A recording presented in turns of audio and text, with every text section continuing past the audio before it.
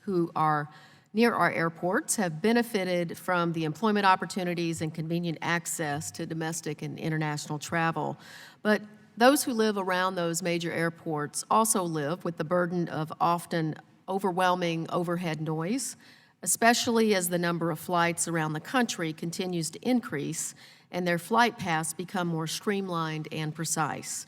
Where I live in Eagan, Minnesota, we are severely impacted by aviation noise, and the city's recently taken the opportunity to come up with some measures to address and mitigate these issues, which I applaud.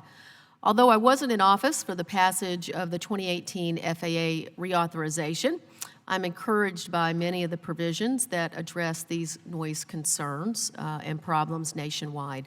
Mr. Elwell and Mr. Shabbat, I'd like to ask you a few questions on the status and intended outcomes of a few of those provisions, if you don't mind. Section 189 instructs the FAA to conduct a study on potential health and economic impact of overflight noise. You formally entered into a partnership for this research, which is a great first step. Can you tell me a little bit more about the parameters of this study and how you're weighing the effects of noise on children and families like our city in Eagan? Thank you for that question, Ms. Craig.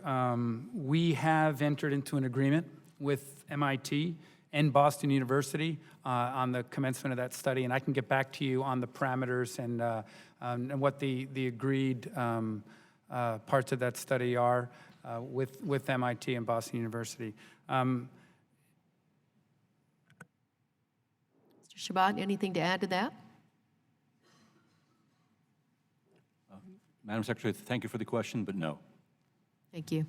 So Section 175 is titled Addressing Community Noise Concerns, and it effectively compels the FAA administrator to shift flight takeoff and landing patterns if an airport operator and community jointly make a reasonable and safe request to do so. The City of Eagan is currently urging this consideration with the Metropolitan Airports Commission. As a member of Congress, how can I be supportive of my constituents during this process? What more can my constituents do to raise their voices on issue related to noise concerns?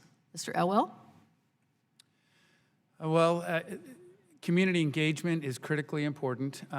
We understand that. We are refining and improving our community engagement. We are naming noise ombudsman at all of our regional regional offices. Those noise ombudsmen will report directly to the regional administrators. In your case, I believe it would be Great Lakes. Community engagement, cross-agency engagement, led by the regional administrators and the ombudsman is critically important. The goal, of course, is to engage, listen, as you said, and make adjustments as necessary. And there's quite a few communities around the country where we're doing that. I would say just a couple of data points on noise that I found intriguing. In 1970, there were 200 million passenger enplanements and 7 million people subjected to significant noise over the 65 DNL. Today, we carry 900 million enplanements and 400,000 people are subjected to noise above 65 DNL.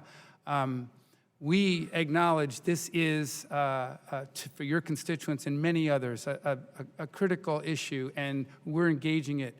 But I will tell you that both in engine design, aircraft design, procedural design, there's huge advances being made in getting aviation quieter.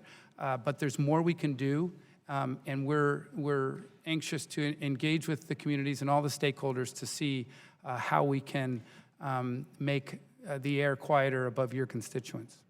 Thank you so much. I appreciate the thoughtful answer you gave, and I hope you will also be given the opportunity to review the very thoughtful recommendations from the City of Eagan. So thank you so much, and Mr. Chairman, I yield back my time.